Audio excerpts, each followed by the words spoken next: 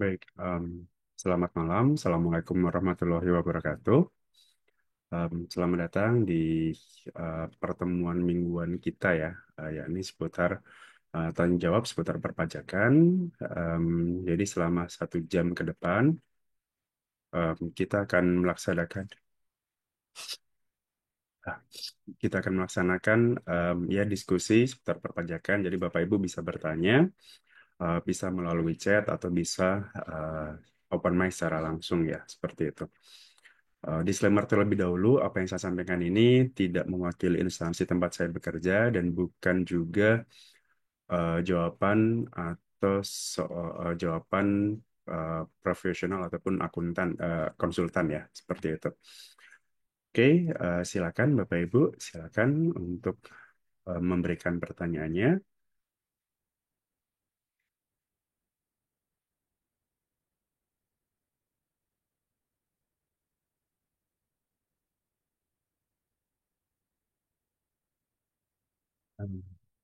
Apakah ada Halo, sambil malam ini? Pak Paris. Ya, selamat malam Ibu, silakan. Pak, izin tanya. Sebelumnya terima kasih sebelumnya udah menyempatkan waktunya untuk mengadakan sesi tanya jawab ini. Ya. Saya Zahra, Pak, mau izin tanya. Jadi kan kemarin saya sempat ada case salah buat billing. Billing apa? Billing PPh final UMKM masa Ya. Juni. Nah, Ya. di situ kesalahannya adalah tahunnya. Saya salah buat tahun. Tahunnya tahun 2026. Dan si WPOP ini, kebetulan dia OP ya Pak. OP Mm-mm. ini udah membayarkan billing tersebut. Mm-mm. Nah, jadi kan kalau kayak gitu kan masuknya ke tahun 2026 ya Pak. Di 26 mana kan ya. sekarang sudah nggak bisa PBK kan masalah Ya. cash seperti itu. Mm-mm. Dan bisanya pengembalian pajak atas pajak yang tidak terutang. Mm-mm. Nah, kalau kayak gitu tuh, eh saya kan kemarin sempat lihat tutorialnya kan, Pak. Di Mm-mm. situ tuh kita akan melampirkan penghitungan pajak yang tidak terutang. Mm-mm. Kayak gitu tuh formatnya ada nggak, Pak? Em, Kalau seperti itu sebenarnya setahu saya tidak tidak ada format khusus sebenarnya, tapi karena ini kasusnya itu hanya salah tahun ya, artinya kan kalau dulu sih gampang ya, tinggal kita PBK aja dari 2026 ke 2025 gitu. Iya, betul. Kalau sekarang itu memang setelah era Koretas memang itu dialihkan ke pengembalian pajak yang seharusnya tidak terutang. Jadi nanti tinggal dipilih aja apa namanya besaran tertentu itu ya, besaran tertentu itu atau SSP yang tidak digunakan atau setoran yang tidak digunakan. Itu bisa salah satu dari itu. Kemudian terkait alasan apa eh, perhitungan tadi, sebenarnya sih itu tidak ada apa namanya paling ini aja. Kalaupun misalkan mau di perhitungan, jadi kan sebenarnya kan itu untuk tahun 2025 ya. Jadi silakan wajib pajaknya itu bikin berarti kan kalau UMKM kan berarti cukup di list aja ya berapa sih omset di bulan tersebut gitu ya, penjualan di bulan tersebut baru nanti dikalikan 0,5% gitu kan, seperti itu. Jadi eh dan kalau orang pribadi itu kan dapat dapat PTKP 500 juta ya UMKM-nya ya gitu. Jadi Iya, betul. iya, jadi saran saya sih sebaiknya itu eh, dibikin semacam apa ya, peredaran bruto lah ya, peredaran bruto Januari sampai dengan sekarang itu berapa, kemudian yang distorkan di bulan ini seharusnya berapa, gitu kan. Supaya bisa dilihat kan ya sama sama tim penyuluhnya nanti atau tim yang memproses nanti. Katakanlah gini, omset sekarang 600 juta misalkan. 600 juta kan berarti yang harus dibayarkan kan berarti hanya 100 jutanya dikalikan 0,5% gitu ya, gitu. Jadi itu aja yang minimal yang harus dilampirkan itu sih, apa ya, sepemahaman saya gitu. Bisa PDF, Oh, bisa berarti Excel. nanti saya melampirkan peredaran bruto dari Januari sampai Juni, karena kan kesalahannya di Juni ya, Pak. Mm, mm, mm. Berarti itu saya lampirkan perhitungan dari Januari sampai Desember, terus perlu alasannya nggak, Pak, kira-kira? Iya, dikasih alasan aja. Jadi ya karena eh, dikarenakan adanya kesalahan dalam pembuatan kode billing UMKM yang seharusnya eh, yang salahnya apa gitu ya dilampirkan 2026 yang seharusnya adalah 2025 seperti itu. 2002. Oh. Perlu tanda tangan si orang pribadinya nggak Pak? Mengingat ini orang pribadi yang Oh ya, tidak perlu dikuasakan. Oh, perlu tanda tanda tangannya. tangan. Oh, gitu. Ya, Itu misalnya kan bersifat wajib Pak atau enggak? yang mana yang wajibnya? Yang penghitungan, maksudnya tanda tangan di ininya, di dalam lampiran penghitungan pajak yang seharusnya tidak eh terutang. iya, sebaiknya sih dilampirkan dan ada ditandatangani ya, karena jadi sebenarnya tergantung dari KPP-nya juga sih dia mau nerima dokumen itu atau tidak ya gitu. Cuman ya buat jaga-jaga aja, ya minimal setiap dokumen itu ada tanda tangan wajib pajaknya sih. Oh, gitu. Mm. Berarti nggak ada format baku yang seperti apa ya Pak? Gitu. Setahu saya kalau itu tidak ada ya, tapi nanti saya coba cari ya. Di Pers Oh, oke. 11 itu sih harusnya nggak mengatur itu ya, cuman oke coba saya carikan ya. Harusnya sih nggak ada. Sama Cortex. satu lagi Pak, dia itu kan ada melampirkan yang penghitungan pajak yang seharusnya tidak terutang. Terus di bawahnya itu ada surat kuasa bla bla bla gitu. Nah itu Iya, kan ada iya. tanda bintangnya di mana itu harus wajib diisi ya Pak. Nah Eh, untuk yang surat kuasa itu tuh apakah harus dilampirkan surat kuasa? oke, sebentar. Saya buka dulu ya Cortexnya ya. Oke baik.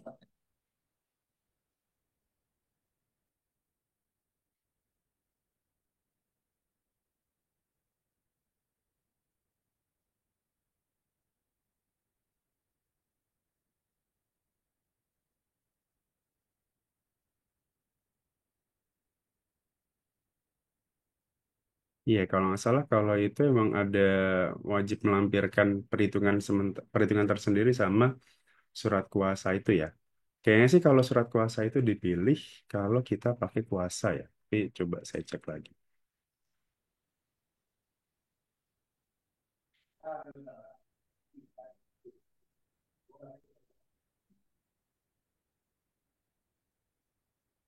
Sambil saya buka Cortexnya, mungkin silakan ada yang bertanya lagi. Boleh via chat. Malam, Pak Faris. Selamat Sorry. malam, Titik. Ya. Aku cuma mau nanya ini ya, Pak, mengenai yang baru yang PMK 37 itu yang e-commerce ya. Eh, Mm-mm. dan apa namanya di perusahaan kita kan juga ada jual kayak gitu, Pak. Mm-mm. Itu PPh yang dipungut dua-duanya itu dari pihak eh, marketplace ya, Pak ya? Iya, sebentar. Kalau itu kita coba ya. Sampai sekarang masih belum sempat baca. Oke, kita coba ilustrasinya berarti ya. Iya. Sama satu lagi, Pak, kalau dia apa kita dapat kayak biaya-biaya yang eh, semacam kayak TikTok gitu kan. Mhm. Nah itu biaya-biayanya kan dia kumpulin dalam sebulan tuh eh, dia kasih invoice dan faktur pajaknya ya ke kita. Eh, Pihak Topet atau pihak Topet lah. Mhm. Itu kita potong 23 lagi atau bagaimana ya Pak? Pada saat kita terima invoice dari mereka. Harusnya iya, tergantung dari jasa yang diberikan ya. Itu mesti berarti dia jasanya apa? Jasa marketing atau jasa Kan eh, em, kita jual produk melalui misalnya melalui online-nya itu. Eh, mhm, mhm, dan dia ada biaya-biaya tuh yang dia potong gitu kan, yang dia mhm. cap lah gitu loh Pak. Nah, Dan itu ada nggak? Maksudnya biayanya terkait apa? Jasa kah ataukah apa? Kalau jasa sih harusnya kena pasal 23 nanti. dia Dapat. di sini sih nggak ada tulis jasa ya, cuma kayak apa sih ongkos, oh iya sih, apa ongkos ininya lah gitu, kayak semacam iklan atau apa gitu ya. Oh, ya. Ya berarti harusnya kita potong Bu itu. Hmm, Misal kayak Topet gitu, bukannya dia ada bebas itu ya Pak, SKB gitu ya Pak, semacam SKB. Kalau dia melampirkan SKB-nya, ya kita nggak kita potong tapi pakai fasilitas tadi. Jadi kalau di kita kan pakai unifikasi ya, pakai unifikasi, terus fasilitasnya pilih yang fasilitas lainnya gitu. Hmm. Nanti tarifnya ya jadi 0% gitu. Tapi kalau dia selama ini dia ngelampirin SKB-nya atau suketnya gitu nggak, SKB PP tiga gitu. Oh, invoice sama itunya aja kita ambil sendiri, Pak.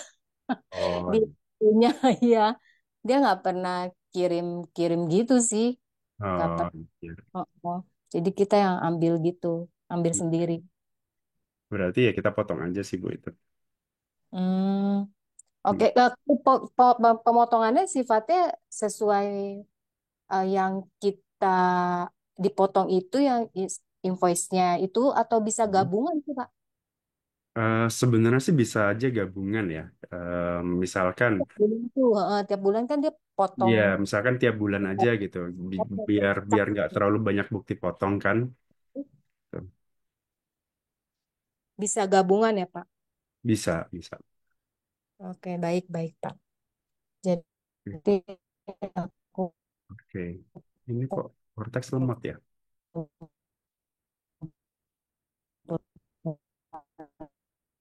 aja dulu. Aku lupa tuh. Tadi agak, Oke, tadi saya, 4:30 sih udah ih, kok lumayan jadi. lanjut. Ini padahal tanggal 25. Tanggal 25 harusnya nggak yang crowded-crowded banget. Udah lewat tanggal 20. Oke, kita Iya. coba lihat ini dulu ya, PMSE dulu.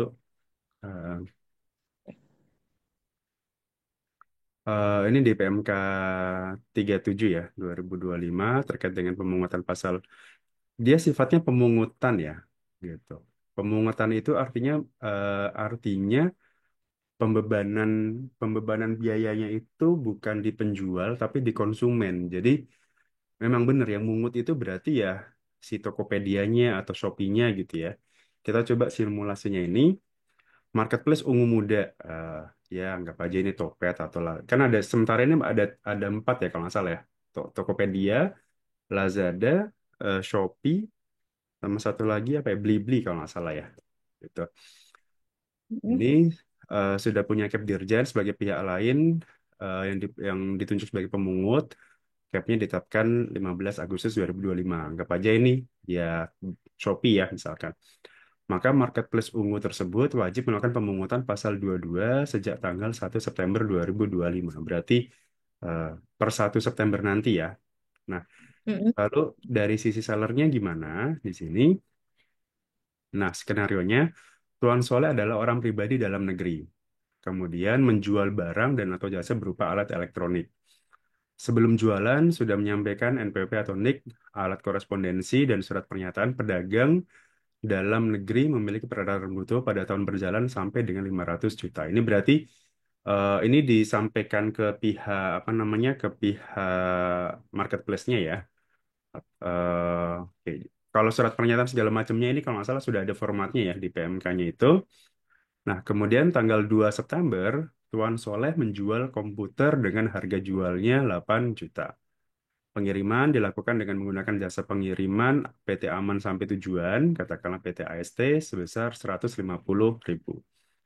Pembeli mengasuransikan komputer melalui Aman Damai PT AD dengan biaya sebesar 50.000 rupiah. Ini ada tanda bintangnya.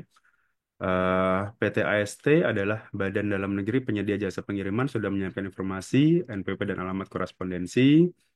PT AD adalah Badan Dalam Negeri Perusahaan Asuransi sudah sama menyampaikan NPWP dan alamat korespondensi. Nah, implikasinya adalah pihak yang dipungut, misalkan Tuan Soleh sebagai penjual di sini ya, sebagai sellernya, DPP-nya 8 juta di sini. Nah, dia tidak dipungut. Jadi si seller ini tidak dipungut gitu. Kemudian tadi misalkan pengiriman dia ada jasa pengiriman. eh Kan berarti ini semuanya yang nanggung berarti si pembeli kan ya. Jadi yang dibayarkan oleh pembeli eh sorry, berarti pertama gini dulu. Marketplace ungu itu akan memungut bukan ke sellernya, tetapi di sini berarti ke jasa pengiriman dan jasa asuransi. Kalau misalkan ternyata pembelinya menggunakan asuransi ya, kalau nggak ada ya berarti PTAD ini nggak ada pemotongan pemungutan 0,5% ya. Pengiriman ini ya pasti ada. Nah, pengiriman ini dipungutnya 0,5%. Nah, asumsi berarti ketika si pembeli itu membeli barang dari Tuan Soleh dengan dia menggunakan jasa AST dan dia menggunakan asuransi, maka selain dia bayar ini semua 8 juta plus 150 plus 50 gitu ya, maka dia juga akan membayar sebesar 1.000 rupiah dari total pengenaan pasal 25 yang dipungut ini. Oke, kemudian kita lanjutkan. Nah, ini sama biaya yang dipungut, total yang dipungut ini sama kayak tadi ya. Marketplace ungu muda tidak melakukan pemungutan pasal 22 kepada Tuan Soleh. Oke, jadi eh, Shopee, Tokopedia atau apapun itu tidak memungut ke sellernya. Jadi yang dibebankan pajak itu bukan ke seller, clear ya, bukan ke sellernya. Karena Tuan Soleh menyampaikan surat pernyataan, tapi ini ya ada tambahan keterangannya. Karena Tuan Soleh menyampaikan surat pernyataan yang menyatakan bahwa pedagang dalam negeri memiliki peredaran bruto pada tahun berjalan sampai dengan 500 juta. Karena kan memang kita balik lagi ya ke aturan umumnya bahwa kalau di bawah 500 juta itu memang tidak dipotong pajak. Apa tidak setor pajak lah ya karena dia batasan PTKP buat UMKM. Nah, kemudian Marketplace Ungu Muda melakukan pemungutan pasal 22 kepada AST atas penghasilan dari jasa pengiriman. Marketplace Ungu Muda juga melakukan pemungutan pasal 22 kepada PTAD sebagai jasa asuransi. Nah, Marketplace Ungu Muda menerbitkan dokumen tagihan yang merupakan dokumen yang dipersamakan dengan bukti pemungutan pasal 22 sebagai berikut. Tadi ya, eh, PT AST 750 perak, PT AD-nya 250 perak. Nah, berikutnya bagian 3 Nyonya Sore. Wah, ini sore. Eh Seller, seller di marketplace muda. Tuan Soleh adalah orang pribadi, menjual tas secara dropship, tidak menyampaikan surat pernyataan. Nah, ini berarti ya, dia tidak menyampaikan surat pernyataan nih. 2 September menjual 2 tas di marketplace umum pada pembeli yang berlokasi di Surabaya dengan harga tiap tasnya adalah 300.000 rupiah. Tas tersebut langsung dikirim dari pemasok yang berada di Surabaya. Pengiriman tas kepada pembeli dilakukan melalui mitra perusahaan aplikasi berbasis teknologi yang memberikan jasa angkutan yaitu Tuan Jonathan. Oke, Jonathan dan Sore yang berlokasi di Surabaya. Ini berarti kita anggap aja ini mitra Gojek lah ya. Dia berarti gini. Ini karena memang penuh dengan ini ya, penuh dengan bahasa sensor lah ya. Ini. Berarti anggap aja Tuan Soleh ini dia jual barang di Shopee gitu ya, di Shopee, kemudian pembelinya itu di Surabaya dengan jasa kurirnya adalah GoSend gitu ya, GoSend atau Grab GrabSend ya, Grab ya itulah pokoknya. Kemudian biaya pengirimannya 50.000 dengan menggunakan jasa asuransi 10.000 rupiah. Nah, berarti di sini, loh kok ini masih, loh bentar. Oh, berarti ini bukan Tuan Soleh ya. Ini masih salah nih berarti. Harusnya Nyonya Sore nih, bukan Tuan Soleh. Nah, dengan kasus seperti ini, berarti karena dia tadi ya, Nyonya Sorenya ini, dia tidak menyampaikan surat pernyataan bahwa omsetnya itu belum melewati 500 juta, maka di sini dia akan dipotong nih. Dia akan dipungut ya. Dia akan dipungut 2 kali, karena tadi kan tasnya 2 kali ya. 300.000 kali 2, 600.000 harga DPP-nya, dikalikan 0,5%, 3.000 rupiah. Tuan Jonathan tidak, jadi kalau misalkan untuk GoSend gitu ya, Grab gitu, itu tidak dipungut oleh marketplace gitu. Kalau dia pakainya GoSend atau ini ya mitra perusahaan aplikasi berbasis teknologi gitu. GoSend, Shopee, Shopee juga kalau nggak salah ada ya, Shopee, Grab gitu. Kemudian PTAD sama, PTAD itu tetap dipungut. Jadi kalau dalam kasus kedua ini, si penjual dan si asuransi itu akan dipungut pasal 22. Jonathan, karena dia seorang mitra Gojek itu tidak dipungut. Oke. Ini juga sambil saya belajar juga ya.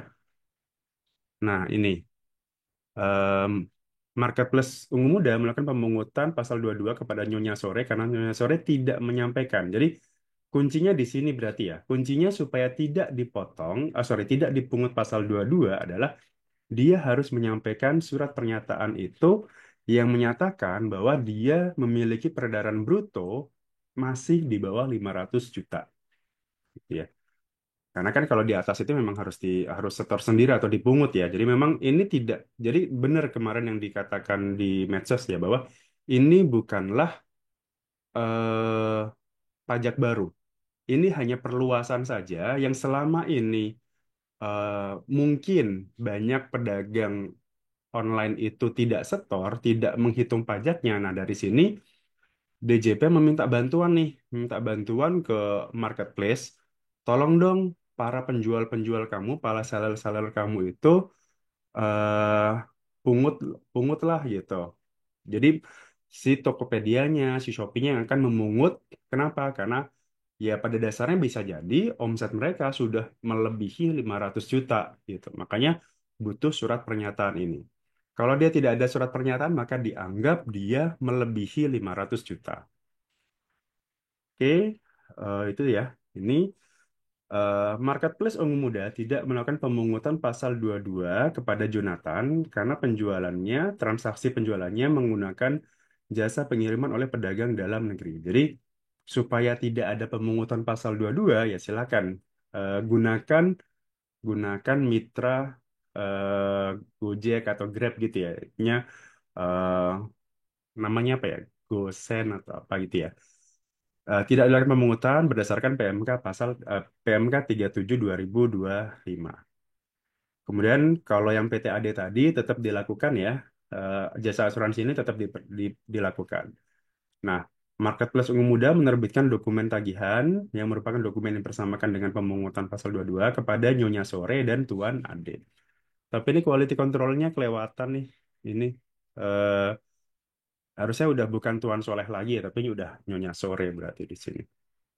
Ini salah. Terus, oke, sepertinya itu ya sedikit cuplikan mengenai cara pemungutan di PMK 37 ya. Gitu. Untuk lebih detailnya mungkin saya akan coba bahas di video saya yang lain ya. Oke, itu terus tadi masih ada dari em, sebentar. Oh, masih belum bisa. Ini kenapa Cortex?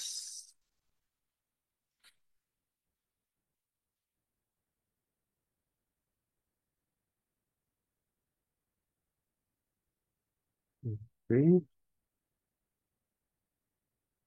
Oke, bisa dari Mbak Zahra, bisa dua-duanya bisa dipakai ya, seperti ini. Yang penting ya nanti dikirimkan aja PDF-nya jadi satu, kemudian itu di-upload eh, ke Cortex ya, gitu. Ini masih lemot juga. Berarti dari yang kedua ini bisa digabung aja gitu ya, Pak? Iya, jadi satu dokumen aja, Satu dokumen dengan tanda tangan OP-nya. OP-nya. Iya. Oke. Tapi itu nanti,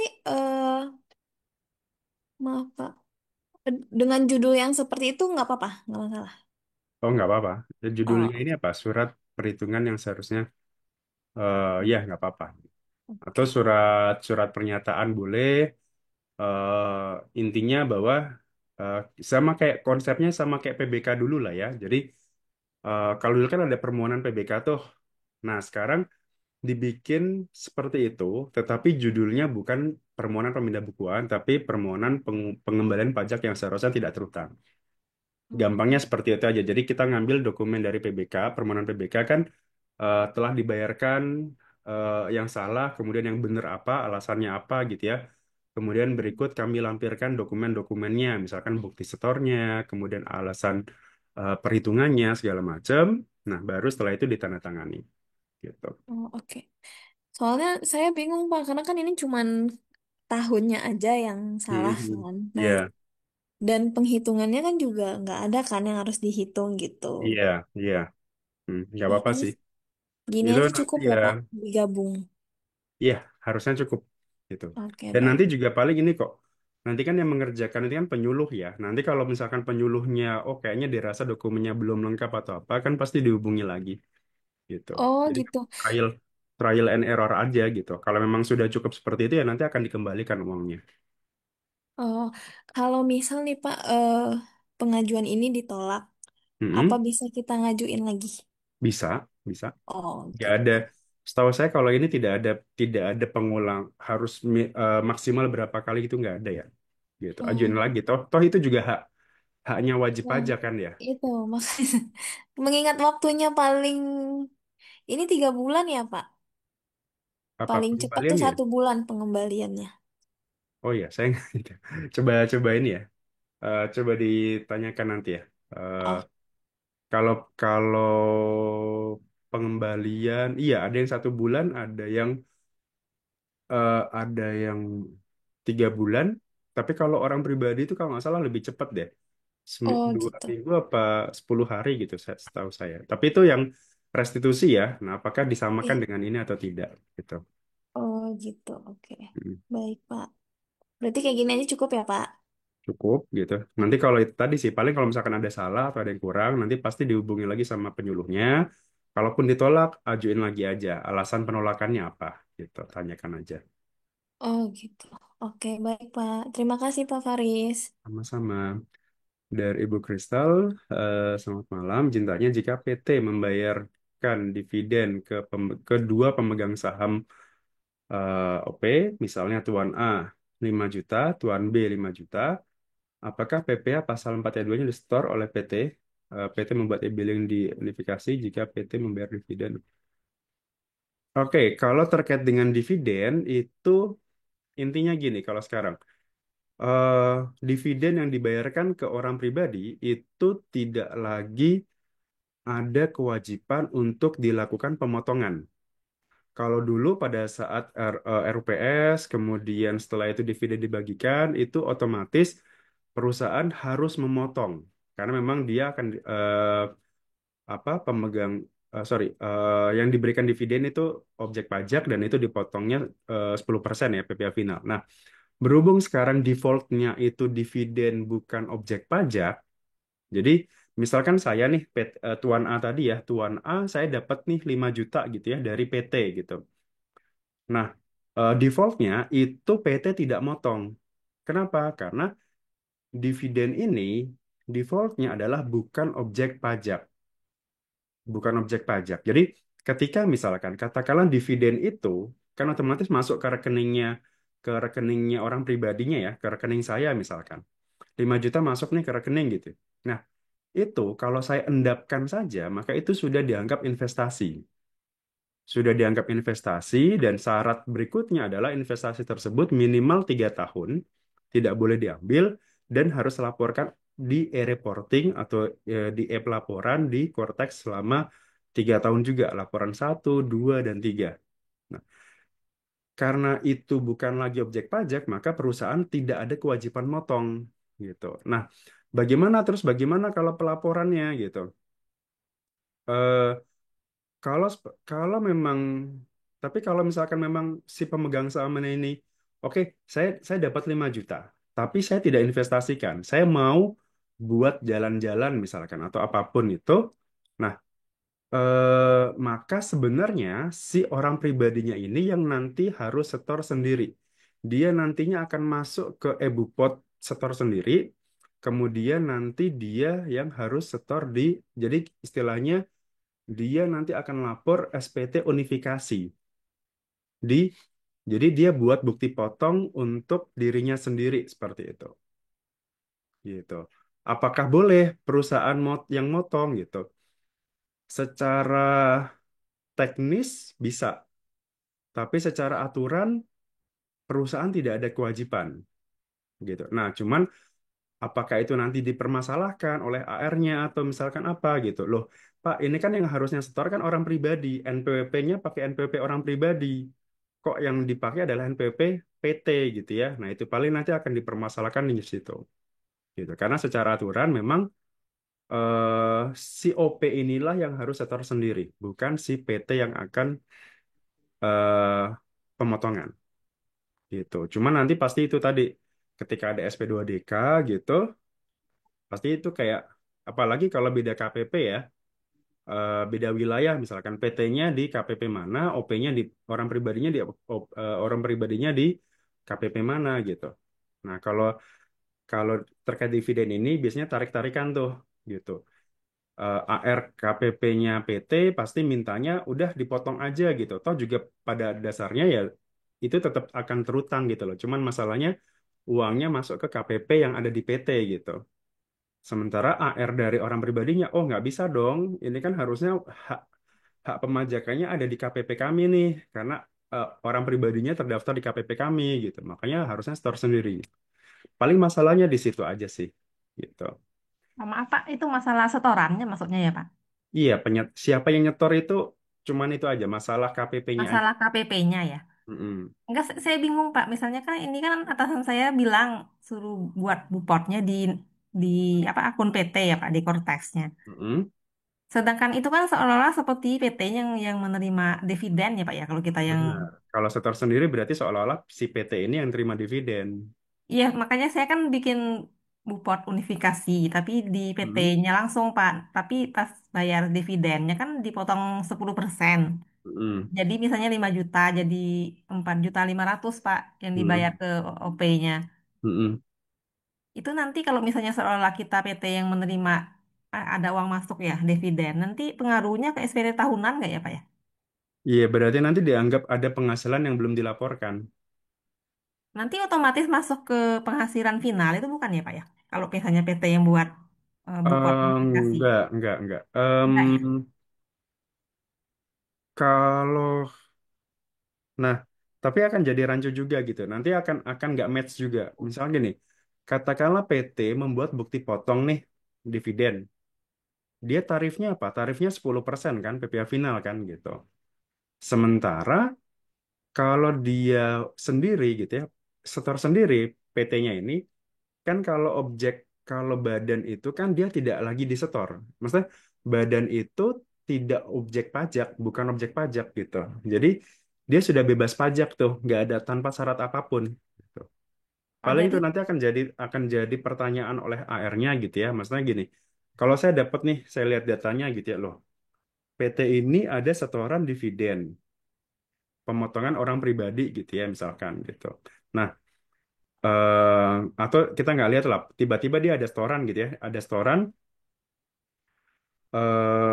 setoran dividen gitu ya, dividen 10% gitu. Nah, ini berarti atas penghasilan di penghasilan dividennya itu kira-kira udah dilaporkan belum di SPT di laporan keuangannya gitu. Kalau nggak ada ya itu berarti dianggap sebagai tambahan penghasilan. Gitu.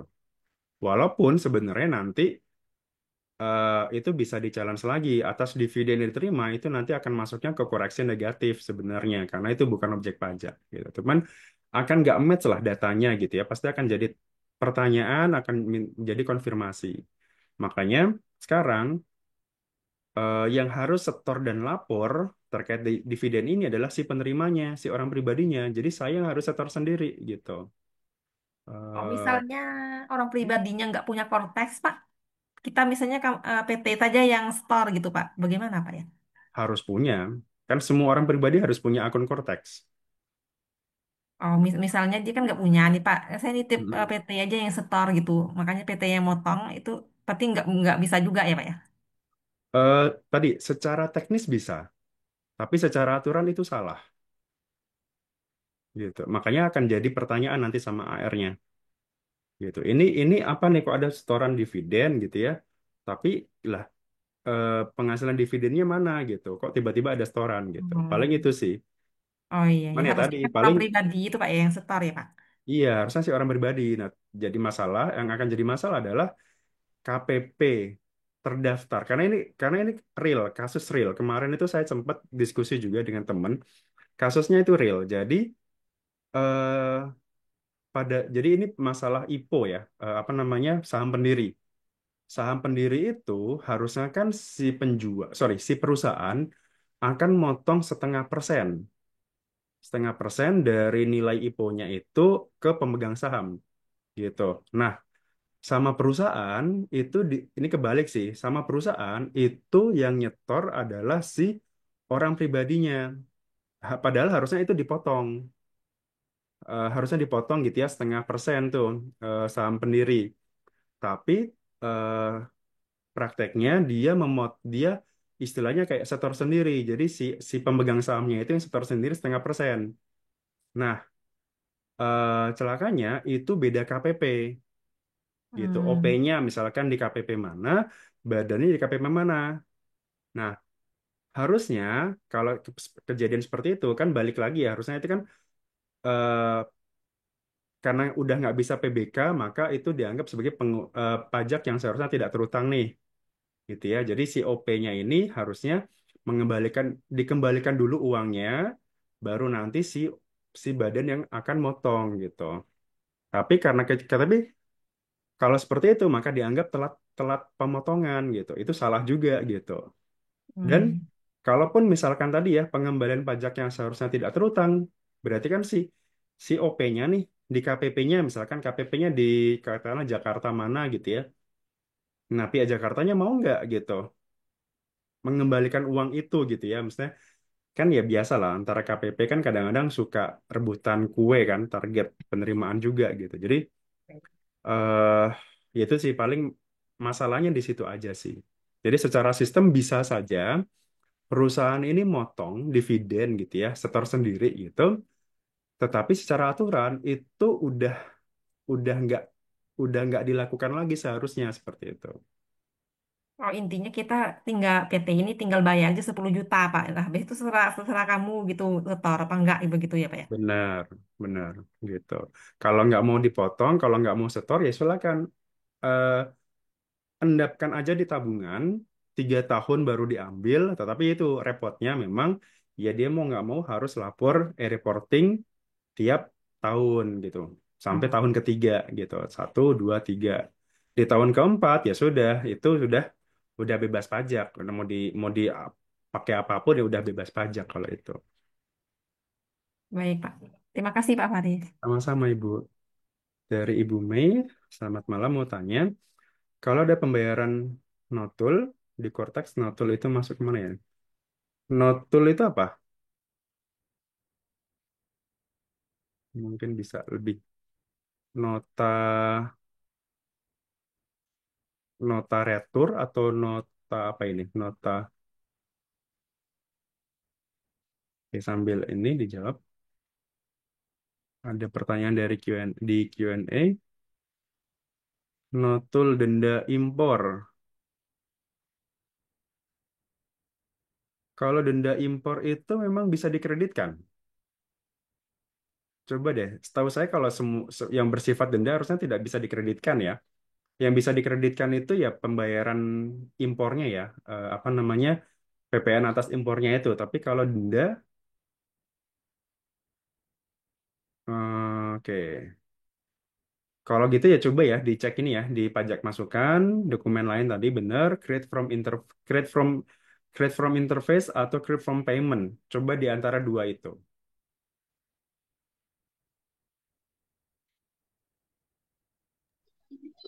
Malam Pak Faris, Iya, Pak Ali Amran Makassar. iya, halo Pak Amran, silakan. Pak Faris, saya tadi ada kasus yang sama dengan yang Pak Faris. Cuman saya kan salahnya itu di ID PPN Pak. Di situ pilihnya PPN, PPN lainnya, padahal kan harusnya PPN Mas. Itu sama ya prosesnya Pak Faris. Untuk pada dilakukan atau Nah, suaranya kurang jelas Pak, mohon maaf. Di chat aja kalau gitu pertanyaannya. Coba Pak, di chat. Ya. Baik dari Bapak Ari mendapat penghasilan dari pemberi kerja tetapi tidak dipotong pasal 23. Apakah kita wajib mengeluarkan pasal 23 tersebut dan apabila sudah disetorkan apakah nanti bisa jadi kredit pajak? Kalau kita tidak dipotong, ya sudah. Berarti kan kita nggak bisa motong sendiri-sendiri ya. Ya sudah. Kalau kita nggak motong, ya masukkan aja penghasilannya. Kan gini, intinya gini. Kalau kita tidak dipotong, itu apa resikonya bukan di kita. Resikonya itu ada di yang motong. Kalau kita tidak dipotong, minusnya cuma satu. Kita tidak mengkreditkan itu. Tapi kan sebenarnya kalaupun kita nggak dipotong, kan penghasilannya tetap harus dilaporkan. Gitu. Hanya memang kita tidak punya kredit pajak aja. Jadi kita tidak bisa menyetorkan sendiri gitu harusnya udah nggak bisa lagi. Gitu. Kalau dulu mungkin iya, karena kita bisa buat billing sendiri. Kalau di Cortex itu nggak bisa. Di Cortex itu semuanya basisnya adalah dari bukti potong. Dan bukti potong itu harus atas nama lawan transaksi. Tidak bisa mengatasnamakan diri kita sendiri. Kalaupun kita setor sendiri, itu terbatas menunya. Pasal 23 itu tidak bisa setor sendiri sekarang. Gitu. Jadi kalau memang tadi ya, kalau memang kita tidak dipotong ya sudah, nggak masalah. Paling ya kita nggak dapat kredit pajak aja. Tetapi atas penghasilannya tetap harus dilaporkan dan itu untuk ya dihitung di PPh badannya aja langsung gitu. Nggak masuk ke pasal 23. Perusahaan saya ingin mengajukan pengurangan pasal 25. Bagaimana caranya? Eh, sudah ada beberapa video yang sudah sempat ini, mungkin bisa diakses di video-video yang lain ya. Kalau nggak salah ditanya jawab, saya lupa di episode berapa itu bisa dicek lagi. Udah pernah saya bahas di situ. Karena kalau sekarang saya tunjukkan ini korteksnya lagi nggak bisa dibuka, lagi lemot. Sambil ini, tapi ini sambil saya coba. Kalau sudah berhasil dibuka nanti coba saya coba perlihatkan. Terus dari Ibu Santi. Mau tanya, kalau saya ada buat NPWP untuk perusahaan baru, sudah ada di Kortax, namun tidak jadi beroperasi, tidak pernah bertransaksi, apakah tetap perlu lapor pajak tahunan? Iya, itu sudah wajib. Gitu. Sepanjang dia sudah punya NPWP eh, dan itu aktif, maka mau nggak mau harus wajib lapor SPT tahunan. Tergantung NPWP-nya tahun berapa ya. Misalkan tahun 2024 misalkan, maka ya sudah, berarti ya sekarang harus sudah lapor gitu. Karena base-nya adalah per tahun gitu. Tapi kalau misalkan baru terdaftarnya di 2025, ya berarti nanti ya pelaporannya nanti di 2026 nanti. Kemudian dari Ibu Sri, misalnya PPh pasal 25 minta diturunkan tapi nggak di ACC. Strateginya gimana ya Pak ya? Memang ini tahun. Nah, itu eh, kan gini, penurunan penurunan pasal 25 itu kan secara aturan pasal PPh terutangnya itu harus turun minimal 75% dari tahun sebelumnya. Contohnya ini udah sering saya bahas juga. Contohnya gini, tahun lalu PPh terutang saya itu 100 juta. Ini PPh terutang ya, bukan omset. Eh atau di ini apa di brevet ya? Saya sempat bahas ini. Oke. Saya coba ilustrasikan ya. Eh kalau nggak salah di kelas brevet soalnya bukan di sini. Jadi mungkin nggak sempat lihat. Jadi gini, kita bicara anggaran usaha, kemudian fiskal, misalkan gini lah ya. Ini 2024, sorry, 2024, ini 2025. Anggap aja omsetnya itu di bawah PTK, sorry, di bawah 4,8 ya, misalkan 4 miliar tahun lalu.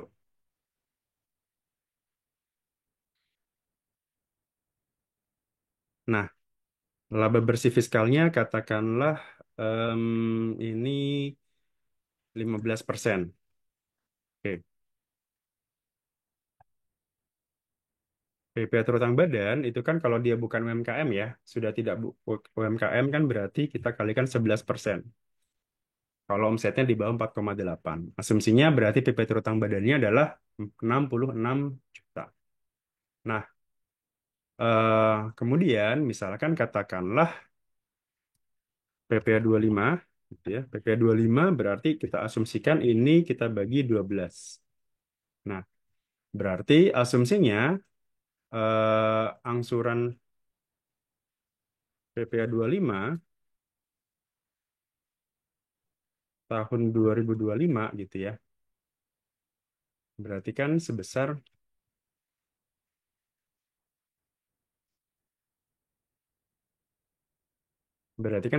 ini ya, 5 juta ini.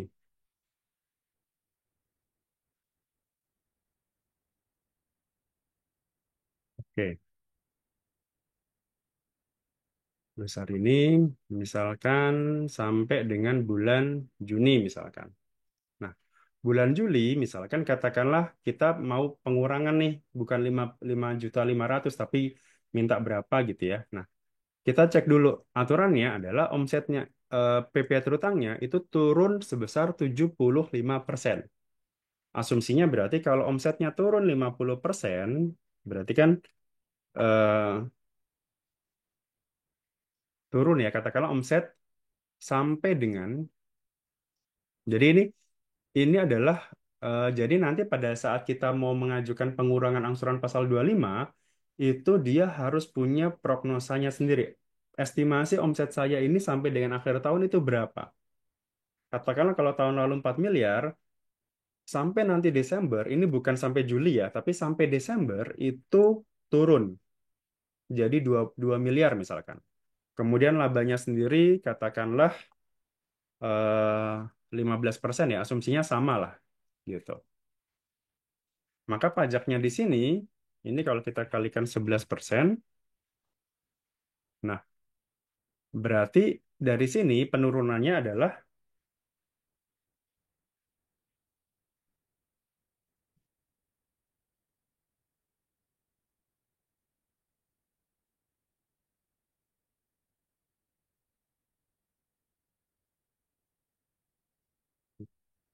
berarti kan ini penurunannya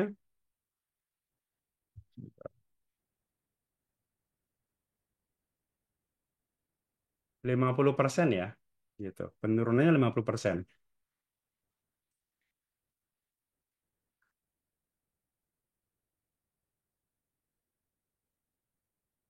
Kalau seperti ini, belum akan disetujui oleh KPP. Kenapa? Karena masih di bawah 75%.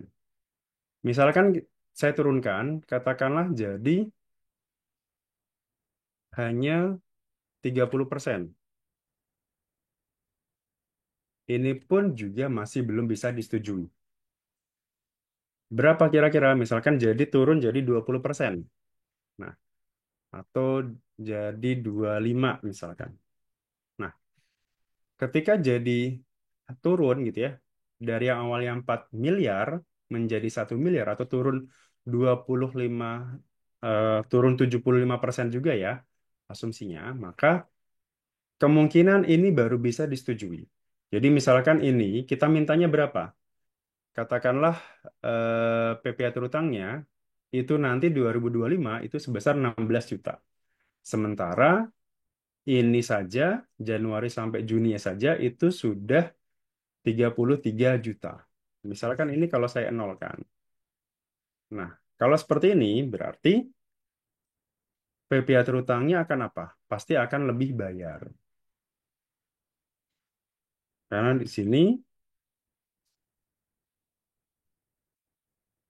kan itu ya yang membuat orang-orang, sorry, yang membuat orang-orang ini pengen mengajukan angsuran pasal 25-nya, penurunan angsuran pasal 25. Supaya apa? Supaya selain cash flow-nya terjaga, supaya tidak sampai lebih bayar. Kalau ini udah terlanjur lebih bayar gitu. Jadi memang apa ya, agak susah gitu ya, agak susah menyamakan ini kondisi di sini. Kalau misalkan omsetnya turun nggak terlalu besar, misalkan katakanlah tadi ya 30%.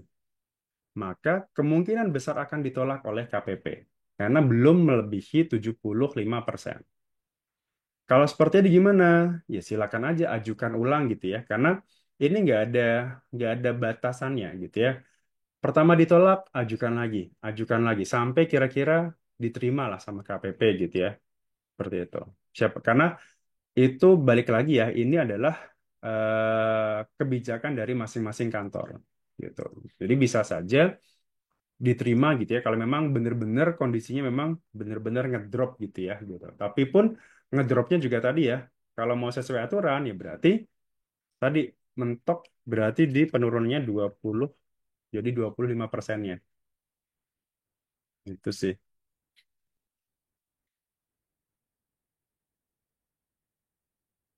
Oke. Em, untuk Pak Amran, untuk pelaporan PP 21 karyawan yang tidak punya NPWP gimana Pak? Ini apa? Pasal 21. Kalau dia tidak punya NPWP, maka mau nggak mau ini nicknya itu harus diregistrasikan saja supaya pada saat kita buat bukti potong itu masuk. Itu aja solusinya. Nggak ada solusi lain. Jadi ketika dia tidak punya NPWP, maka si orang pribadinya ini, si karyawannya ini harus registrasikan dulu ke Cortex. Tidak perlu menjadi itu. Tidak perlu itu dibuatkan NPWP baru, tetapi paling tidak nicknya ini tervalidasi di Cortex dengan cara pilih yang registrasi. Registrasi only ya, gitu. Pilihnya di situ aja, Pak. Supaya pada saat nanti dia akan dibuatkan bukti potong, dia akan dibuatkan A1-nya, itu bisa di Cortex. Video tutorialnya, kalau di saya kayaknya nggak ada, tapi kalau di DJP, di YouTube-nya DJP sudah ada. Atau nanti coba saya kirimkan aja di grup ya. Kemudian, menambah dari Bu Santi, jika perusahaan baru ternyata direksi kabur, gimana cara nutupin nyampe tersebut? Bu Santi tadi nanya apa ya?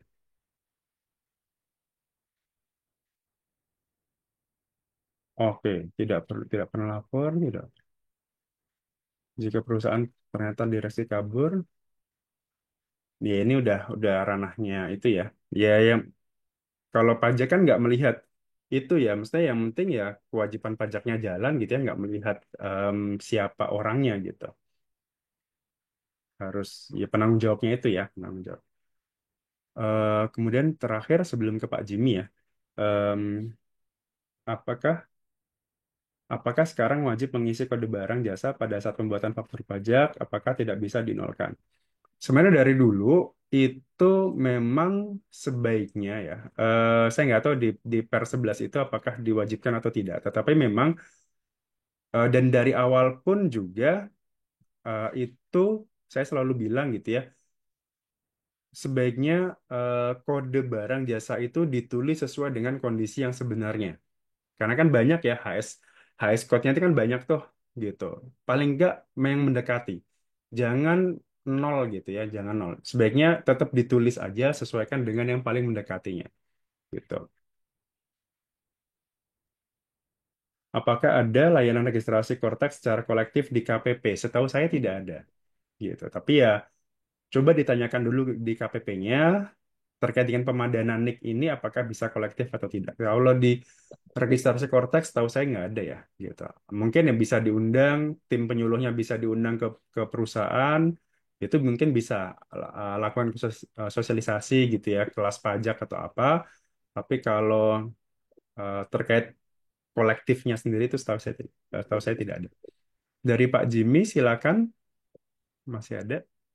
Selamat malam Pak, izin bertanya. Ya silakan Pak Jimmy. Eh, Terkait dengan faktur pajak masukan Pak, Ya. eh, apakah setiap faktur pajak masukan yang kita terima itu bisa dikreditkan atau tidak Pak?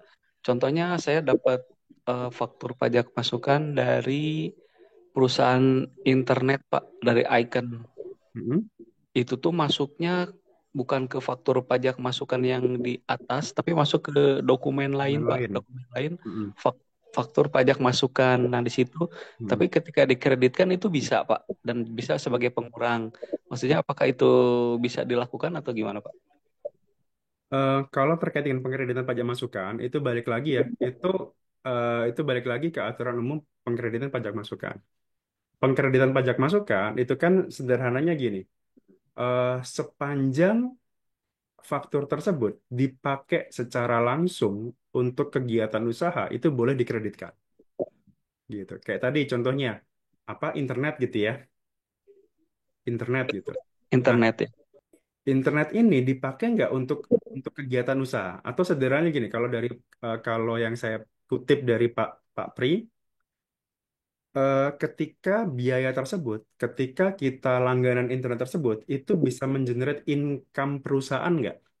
Sepanjang itu bisa mengenerate income perusahaan, maka itu bisa dikreditkan, gitu. Itu Ya aja Pak. triknya. Sepanjang Eh, itu bisa, silakan mm, dikreditkan.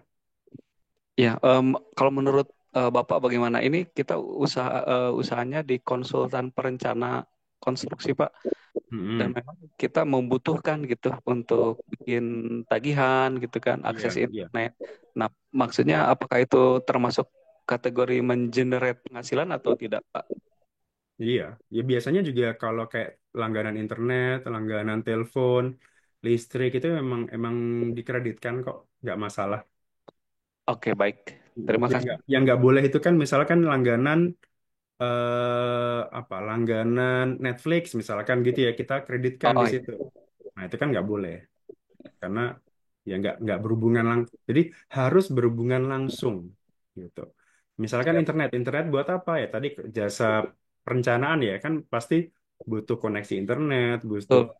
mandata segala macamnya kan. Ya, itu kan pasti mengenerate income. Ya, demikian aja. Terima kasih Pak Paris. Siap, siap. Oke. Dari Malam Pak Faris. silakan Ibu siapa? Sismi atau Ibu Titi? Ibu Ibu Sismi. Sismi silakan. Pak, kalau misalnya kita ada transaksi nih Pak ya, servis mobil nih, mobilnya berkait dengan operasional perusahaan. Kemudian bengkelnya itu tidak mau ngasih NPWP maupun NIK ya. Kan Mm-mm. seharusnya atas jasanya kan kita potong PPh 3 ya Pak. Terus mereka juga minta bayarnya kan penuh. Nah, kalau Intinya seperti nggak mau itu, dipotong ya. kalau seperti itu gimana ya Pak menyikapinya ya?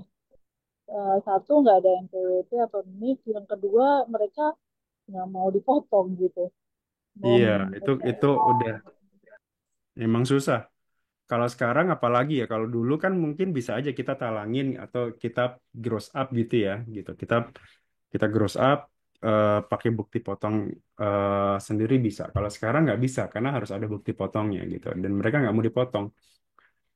eh ya nggak ada jalan lain sih selain memaksa mereka untuk ngasih itu gitu. Kan mereka nggak mau dipotong supaya nggak bayar, nggak kena pajak, nggak kena data pajak kan sebenarnya gitu. Ya emang itu banyak ya nakal-nakal kayak gitu. Kalau nggak ya karena gini, kalau kalau misalkan itu nggak dipotong, nanti pada saat diekualisasi perusahaan akan kena. Ini ada biaya, misalkan biaya servis, katakanlah setahun ada 50 juta. Nah, kok nggak ada pemotongan pajaknya nih? Kok nggak ada SPT 23-nya nggak ada nih jasa bengkel atau jasa reparasi kok nggak ada dipotong pajak? Nah, itu nanti si perusahaan yang harus kena harus harus bayar pemotongan pajaknya gitu ya gitu. Padahal kan itu sebenarnya sifatnya pemotongan dipotong ke bengkelnya gitu. Jadi ya memang mau nggak mau memang harus minta supaya diterbitkan bukti potong sih. Mau nggak mau. Atau kalau nggak ya coba cari rekanan lain gitu. Atau ya istilahnya ya pinjam NPWP misalkan kasarannya seperti itu ya kan memang memang udah nggak bisa lagi cara lain gitu. Oh, kalau pakai mekanisme yang NPWP sementara itu masih bisa nggak ya Pak? Nggak ada, nggak bisa. Oh nggak bisa ya. Walaupun kita Mungkin langsung input dicoba aja. manual penerima penghasilan gitu nggak bisa ya Pak? Kalau itu nggak tahu, itu kan untuk orang pribadi ya. Kalau setahu saya badan udah nggak bisa pakai NPP 99 itu. Kalau mau dicoba, kalau bisa silakan aja. Itu pakai itu aja nggak apa-apa. Tapi setahu saya itu udah ditutup ya. Gitu. Tapi ya dicoba aja. Yang jelas gini, yang jelas pada saat kita ada kewajiban motong itu harus dipotong. Karena kalau enggak, ketika nanti ada SP2DK, ketika nanti ada ekualisasi, itu pasti akan dipertanyakan dan akan jadi bahan koreksi gitu. Dan ya itu udah termasuk istilahnya udah termasuk data konkret apa data konkret ya gitu. Yang jelas-jelas kita ngeluarin biaya tapi kok kamu nggak motong. Nah, itu udah pasti ketika itu jadi objek pajak itu udah harus apa sudah harus dipotong seharusnya gitu. Tapi dicoba aja pakai eh, entah itu pakai Bupot 21 atau unifikasi ya, dicoba aja pakai NPWP sementara itu. Kalau memang ternyata masih bisa digunakan, silakan aja digunakan. Yang penting tadi ya, yang penting perusahaan motong. Kalau nggak bisa, ya mau nggak mau itu tadi maksa rekanan supaya nyerahin NPWP atau NIK-nya gitu. Atau enggak ya pakai NPWP siapa gitu ya gitu. Biasanya suka ada tuh rekanan-rekanan yang tanda kutip jadi keranjang sampahnya gitu.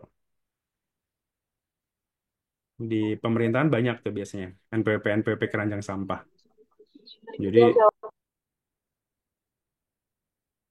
ya Terima kasih, Pak. sama-sama. Ada.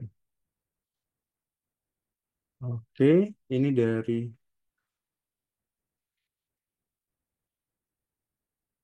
ada oke, ini nah ini oh ini. Oh, ternyata banyak. eh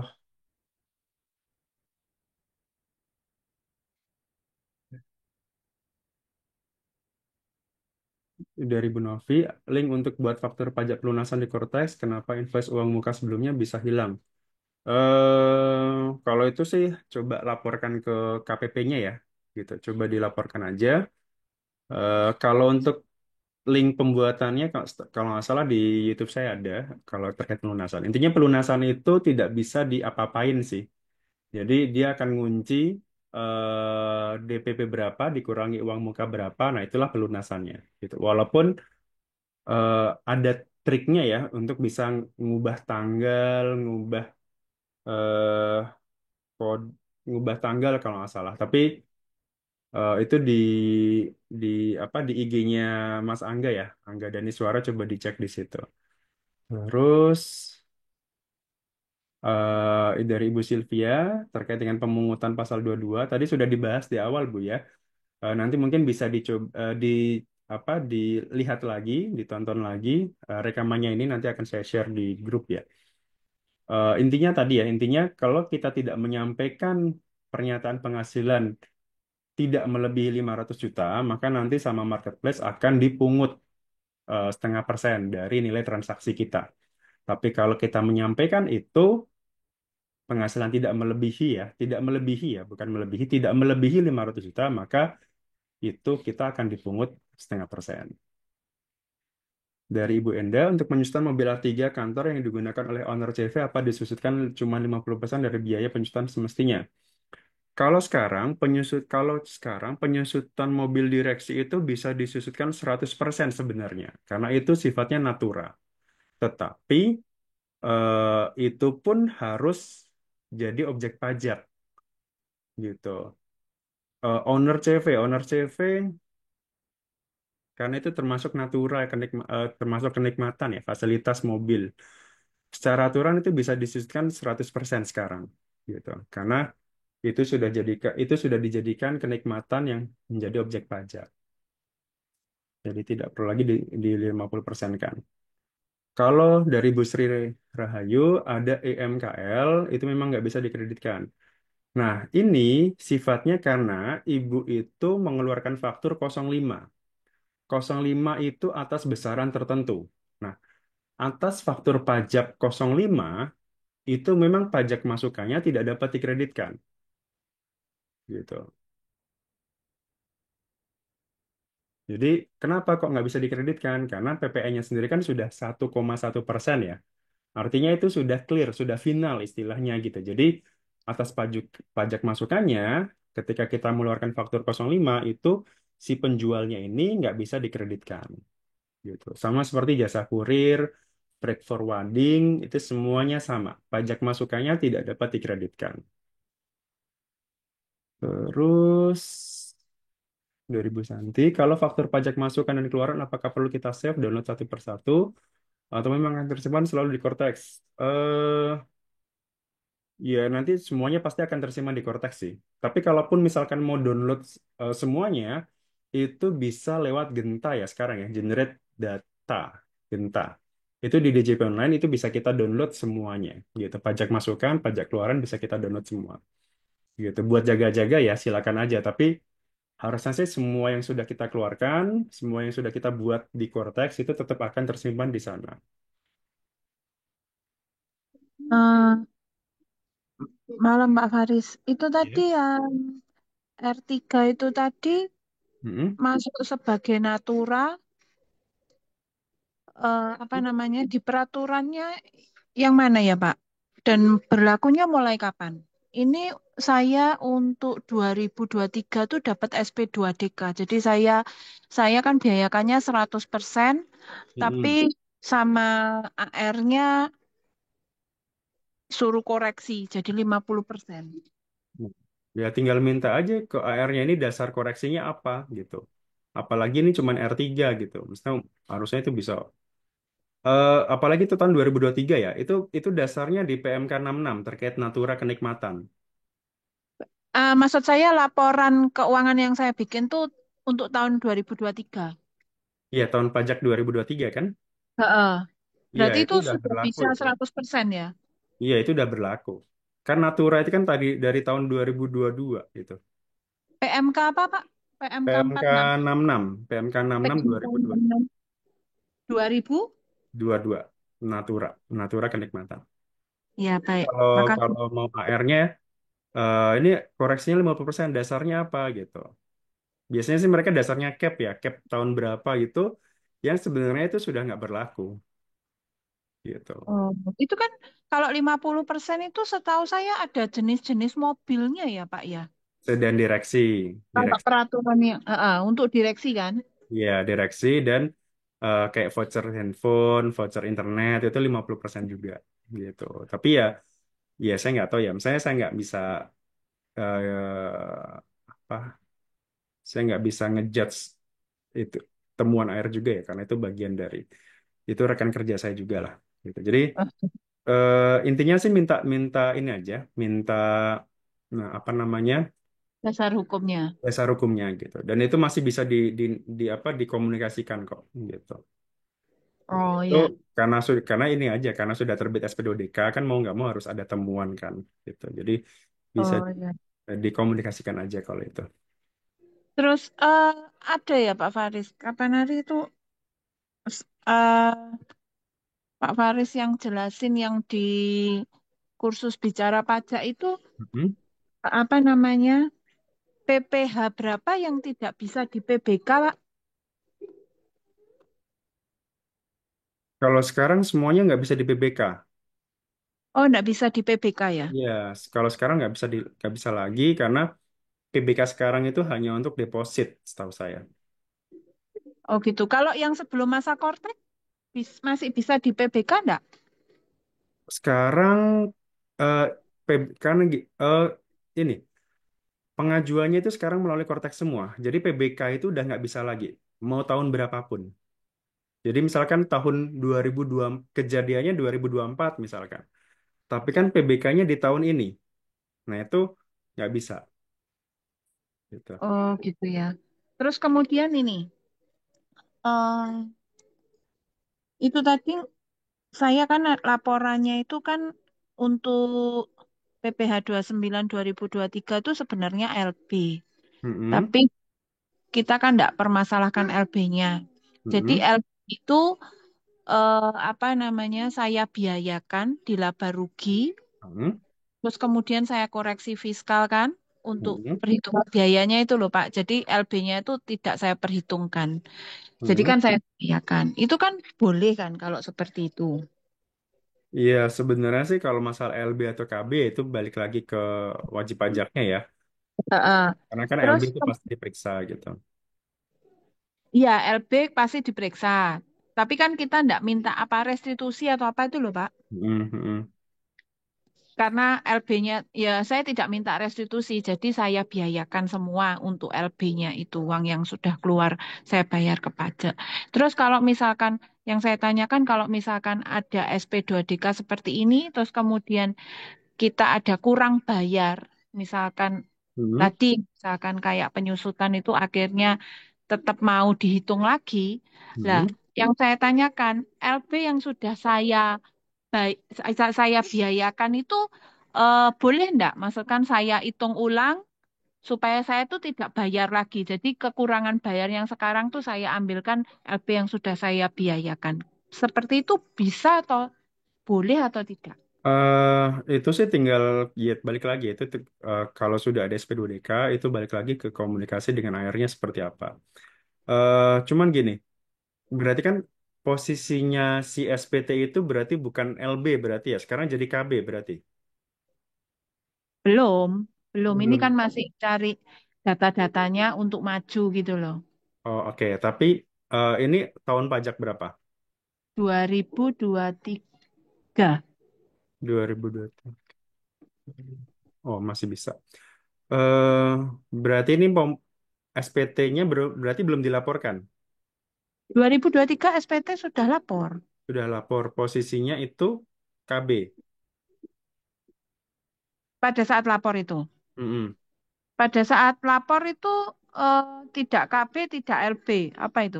Nihil. Harusnya nihil. Jadi harusnya memang LB. Tapi akhirnya saya bikin nihil, LB-nya Mm-mm. saya biayakan itu. Tapi untuk Mm-mm. perhitungan pajaknya saya koreksi fiskal Mm-mm. biaya LB-nya itu.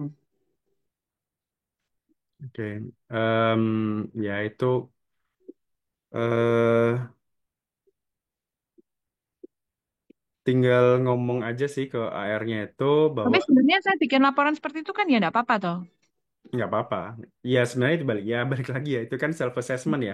Mau declare Ya. apapun ya itu balik lagi itu sepanjang belum diteliti oleh AR-nya ya itu dianggap benar gitu.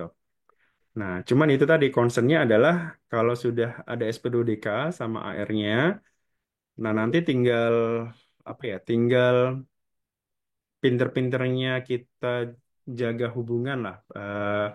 Mana yang harusnya bisa dikoreksi, mana yang tidak perlu misalkan gitu. Karena AR itu kan ya punya kekuatan untuk kalau sudah SP2DK itu artinya mereka datanya cukup kuat gitu, cukup kuat untuk menerbitkan SP2DK.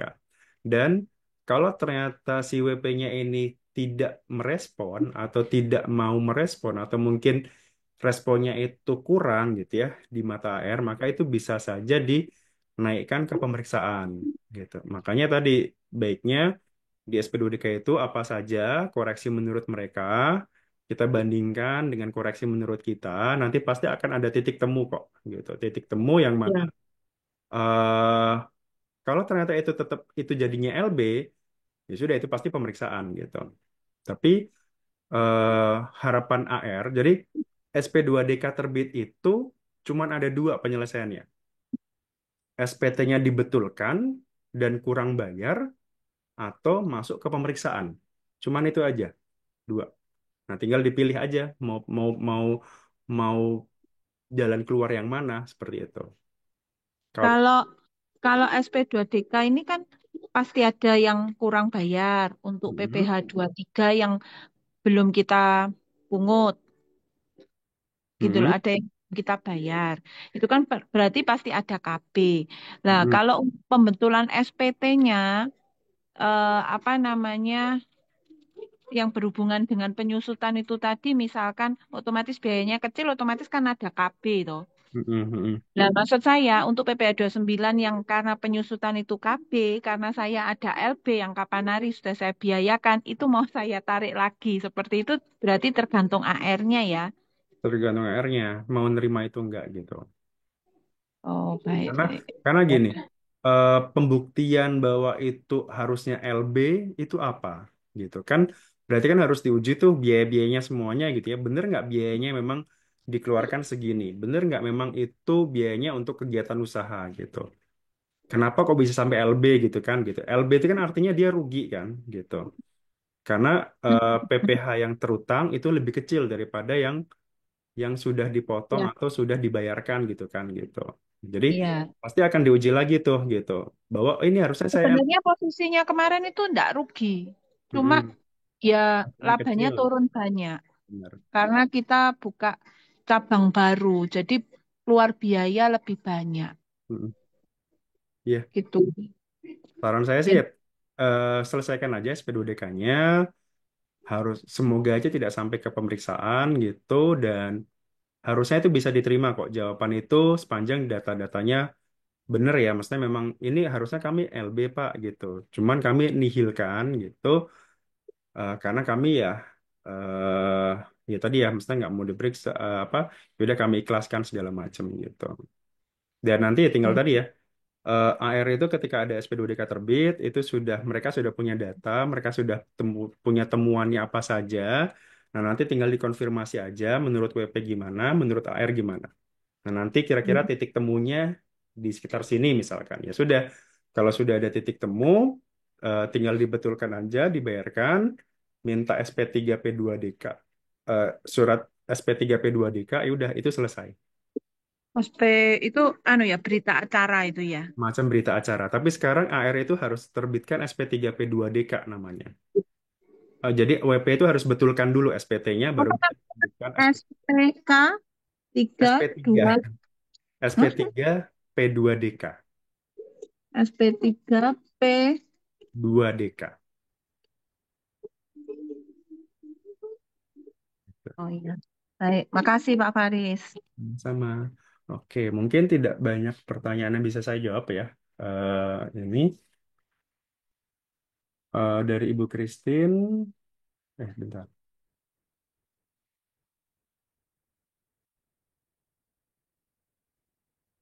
Gimana tadi ya? Ini. Contoh dari Ibu Sri Rahayu, contoh omset nggak melebihi 500 miliar, 500 juta itu ada di lampiran eh, PMK 7 ya. Nanti coba saya downloadkan terus kirimkan di grup. Kalau menerima penghasilan, ini tadi sudah. Terus jika kita beli aset mobil 200 juta dan ada karoseri atau mobil atas mobil tersebut 100 juta, itu nilai asetnya jadi 300 atau masing-masing nilai pesertanya. Em, Kalau mau digabung nggak masalah ya. Tinggal ya nanti masa manfaatnya kira-kira berapa gitu. Misalkan nilai perolehannya jadi 300, kemudian berarti kan mobil tersebut katakanlah dikelompokkan di kelompok dua gitu ya, 8 tahun misalkan. Ya sudah nggak apa-apa. 300 juta dibagi 8 tahun gitu. Bedanya KMK sama PMK, kalau sekarang PMK itu lebih ke aturan untuk luar, untuk pihak eksternal. Kalau KMK itu biasanya untuk pihak internal biasanya. Pihak internal itu maksudnya internal Kemenq ya, atau DJP biasanya. Terus dari Ibu Sismi, PM untuk 05 kalau tidak dikreditkan akan masuk ke B3, benar, dibiarkan saja kertas. Apakah ada masalah? Tidak ada. Jadi memang defaultnya memang masuknya ke B3 ya, B3 lampiran B3. Dari Bu Christine, untuk faktur 05, apa bisa diubah pakai 04, apa agar bisa mengkreditkan pajak masukannya? Tergantung dari jenis, tergantung dari transaksinya. Maksudnya, kalau transaksinya itu adalah besaran tertentu, jasa jasa ekspedisi, atau mungkin freight forwarding, yaitu harus 05, nggak bisa pakai 04, gitu. Jadi sesuaikan dengan jenis transaksinya gitu. Kalau memang spesifik 05 ya 05, jangan diubah ke 04 gitu. Karena nanti akan jadi temuan nanti pada saat pemeriksaan atau SP2DK.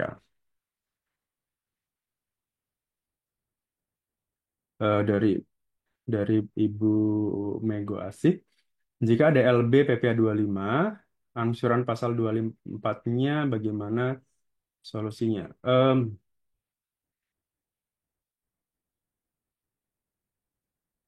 Oke, nanti ini mungkin LB. Jika ada LB pasal 25 angsuran 2000 tahun 2024. Eh, ini maksudnya gimana ya? SPT-nya ini jadi gini, SPT-nya ini tahun berapa? Kemudian angsuran 2024 ini maksudnya yang ditanyakan itu angsuran 25-nya jadi hilang. Mungkin nggak bisa saya jawab sekarang ya, mohon maaf. Eh pendapat dari Bu Sri Rahayu, pendapatan atas lain-lain, misalnya laba penjualan aktiva tetap, apa dimasukkan semua jadi total laba sehingga mempengaruhi dengan PPh benar. Yaitu semuanya ya. Jadi laporan laporan kan pasal 31E itu kan rumusnya kan penghasilan dari usaha maupun dari penghasilan usaha maupun dari luar usaha. Jadi semuanya dimasukkan ke situ. Jadi laba laba bersih fiskal itu adalah laba dari semua usaha.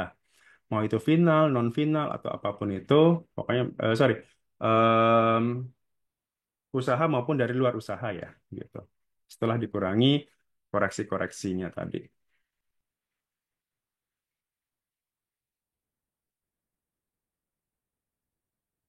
Jika PT kami memang sudah. Kalau PT itu setahu saya tidak ada batasan 500 juta ya. Artinya kalau yang di marketplace kemudian bentuknya PT ya sudah pasti akan dipungut 0,5%. Jadi batasan 500 juta itu hanya untuk orang pribadi, surat pernyataannya itu. Kalau PT, CV, bentuk apapun selama itu badan itu kemungkinan besar akan dipungut tetap akan dipungut 0,5% gitu. Kompensasi kerugian apa masih 5 tahun? Em, iya, masih bisa 5 tahun ke depan. Eh, Terkait dengan tadi ya masalah terus yang terakhir PM masalah Natura itu ada di aturannya.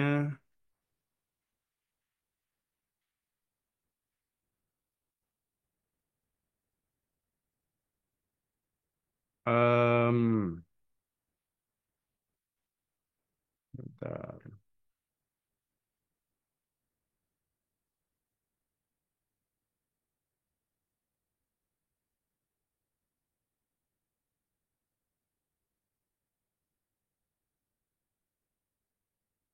Jadi aturan atasnya itu PP 55 2022, kemudian PMK-nya itu di PMK 66 ya.